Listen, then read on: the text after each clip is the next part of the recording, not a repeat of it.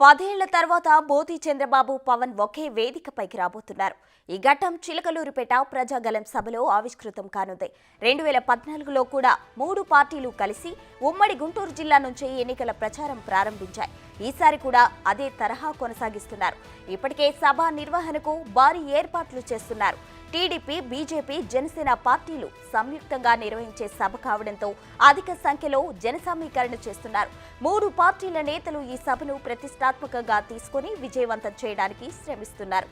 10 లక్షల మందిని తరలించడమే లక్ష్యంగా పనిచేస్తున్నారు. ఇక్కడి నుంచి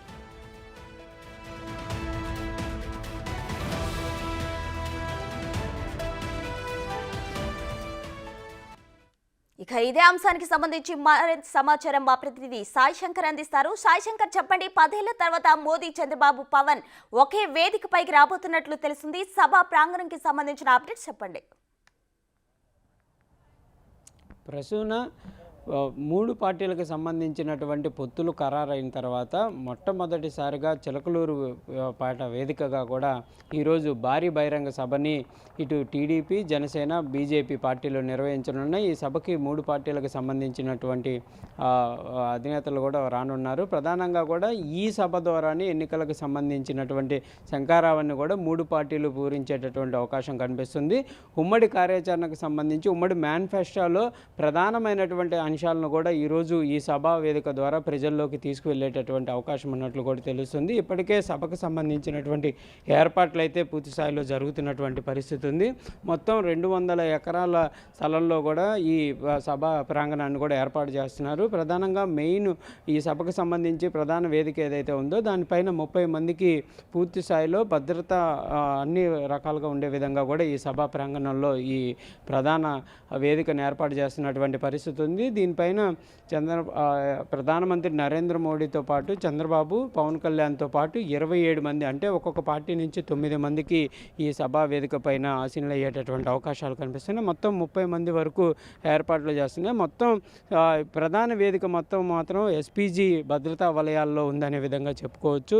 వాళ్ళు నిన్న సాయంత్రం నుంచే ఈ ప్రధాన వేదికకు సంబంధించినటువంటి ప్రాంగణం మొత్తం కూడా వారి ఆధీనంలోకి తీసుకున్నారు. ప్రతి ఒక్కళ్ళం కూడా క్షుణ్ణంగా పరిశీలించిన తర్వాతే వాళ్ళని అయితే లోపల పంపిస్తున్నటువంటి పరిస్థితి ఉంది. ఎవరిని పడితే వాళ్ళని లోపలికి కూడా లేదు. ప్రత్యేకంగా ఏర్పాటు చేసినటువంటి ఎవరైతే కమిటీ మెంబర్స్ ఉన్నారో వారికి మాత్రమే ఈ సభా వేదిక ప్రధాన సభా వేదిక లోపలికి ఎంట్రన్స్ ఇస్తున్నటువంటి పరిస్థితి ఉంది. దాంతోపాటు ప్రధాన వేదికకి లెఫ్ట్ సైడ్లో ఒక చిన్న సభా వేదికను ఏర్పాటు చేయడం జరిగింది. దానిపైన సాంస్కృతిక కార్యక్రమాలకి సాయంత్రం అక్కడ ఏర్పాటు చేసేటటువంటి అవకాశం ఉంది. దానిపైన కళాకారులతో సాంస్కృతిక కార్యక్రమాలు ఏర్పాటు చేయడం. మొత్తం సభా ప్రాంగణాన్ని కూడా పరిశీలిస్తే 10 లక్షల మంది వస్తారనే విధంగా కూడా 3 పార్టీలు అంచనా వేస్తున్నటువంటి పరిస్థితి ఉంది. ఇప్పటికే ఈ పార్టీలకు సంబంధించి కార్యకర్తలకి అనేక ప్రత్యేక ఏర్పాట్లు కూడా చేయడం జరిగింది. సభా ప్రాంగణానికి చేరుకోవడానికి ఆర్టీసీతో కూడా పూర్తి స్థాయిలో మాట్లాడినట్టు కూడా వాళ్ళ పార్టీలకు సంబంధించిన నేతలు అయితే చెప్తున్నారు. ఎన్నికల షెడ్యూల్కి ముందు కొంత ఆర్టీసీ అధికారులు సహకరించకపోయినప్పటికీ షెడ్యూల్ విడుదల తర్వాత ఆర్టీసీ అధికారులు పూర్తి స్థాయిలో సహకరిస్తున్నారనే విధంగా కూడా ఇటు టీడీపీ, జనసేన పార్టీ, బీజేపీకి సంబంధించినటువంటి నేతలు అయితే చెప్తున్నటువంటి పరిస్థితి ఉంది. మొత్తంగా 3 పార్టీలకు సంబంధించినటువంటి అధినేతలు ఈరోజు హాజరవుతున్నటువంటి నేపథ్యంలో ప్రధానంగా మాత్రం ప్రధానమంత్రి నరేంద్ర మోడీ యొక్క ప్రసంగం ఆసక్తికరంగా ఉండేటటువంటి అవకాశాలు ఉన్నట్లు కూడా పార్టీ వర్గాలు చెప్తున్నటువంటి పరిస్థితి ఉంది. ఎందుకంటే 10 ఏళ్ల తర్వాత ముగ్గురు ఒకే వేదికపైకి రావడం రాష్ట్ర ప్రజలకు సంబంధించినటువంటి ఎన్నికల శంఖారావంలో ముందుకు వెళ్తున్నటువంటి పరిస్థితి ఉంది. కాబట్టి ప్రసంగం ఏ విధంగా ఉండబోతుందనే దానిపైన కూడా అందరూ ఆసక్తిగా ఎదురు చూస్తున్నారనే విధంగా కూడా చెప్తున్నారు. కంపల్సరిగా రాష్ట్రానికి సంబంధించినటువంటి అనేక అంశాలపైన దృష్టి పెట్టి మాట్లాడేటటువంటి అవకాశాలు ఉన్నట్లు కూడా చెప్తున్నటువంటి పరిస్థితి ఉంది.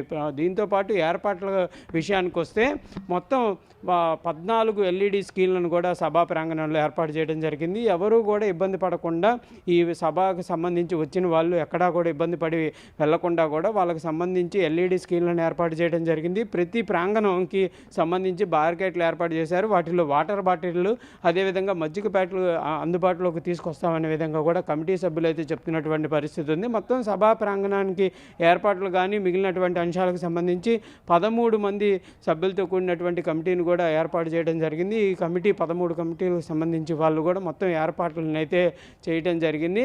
ఎక్కడా కూడా కార్యకర్తలకు కానీ వచ్చేటటువంటి విఐపీలకు కానీ అదేవిధంగా పార్టీలకు సంబంధించినటువంటి నేతలకు సంబంధించి ఇబ్బంది లేకుండా ఎవరికి వాళ్ళకి పాసులు కూడా ప్రత్యేకంగా ఏర్పాట్లు చేయడం జరిగింది. ప్రధానంగా ఈ కమిటీలో ఉండేటటువంటి సభ్యుల్లో ప్రధానంగా ఉండే వాళ్ళకి ఒక రకంగా, మిగిలిన వాళ్ళందరికీ కూడా వేరే వేరుగా కూడా ఏర్పాట్లు చేయడం జరిగింది. మొత్తం చిలకలూరుపేటకు సంబంధించినటువంటి సభకి గుంటూరు ఇటు మిగిలినటువంటి ప్రాంతాల నుంచి కూడా పెద్ద సంఖ్యలో కార్యకర్తలు వస్తారు కాబట్టి వాళ్ళందరికీ కూడా వేరువేరుగా ఎంట్రన్స్లను కూడా ఏర్పాటు చేయడం జరిగింది. పార్కింగ్ సంబంధించినటువంటి ఇబ్బందులు కూడా లేకుండా కూడా ప్రత్యేకంగా పార్కింగ్లను అయితే ఏర్పాటు చేయడం జరిగింది.